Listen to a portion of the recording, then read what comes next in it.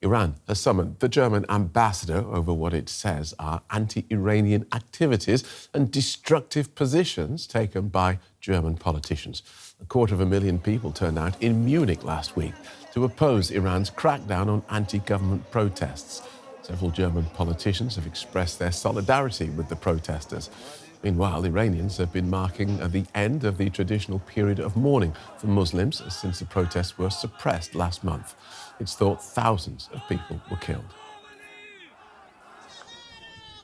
Now, Sara Kermanian is a researcher on international relations at the University of Sussex. Welcome back to DW, Sara. Why is Iran so concerned about protests here in Germany? Hello, hi, thank you for having me. I think Iran has always been concerned with the wider landscape of diaspora activism and its international repercussions. Germany is a key country for Iran diplomatically and hosts a large Iranian diaspora, making it a particularly sensitive arena.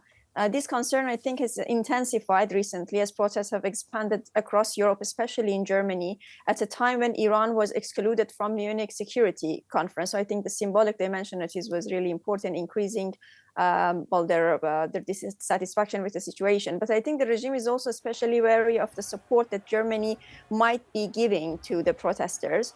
For instance, FDP and SPD have shown support of protesters, and more particularly, there is evidence now that in some cities, participation figures have been exaggerated for demonstrations dominated by monarchist forces particularly. And this is something that other factions of diaspora have highlighted, that apparently German police has done that. So I think these all have kind of raised overall their concern over maybe Germany is going to support a particular faction of diaspora activism, or maybe just the protests more generally.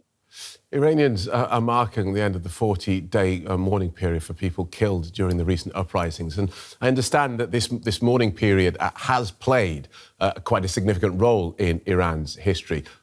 Do you think that they are likely to have an impact this time?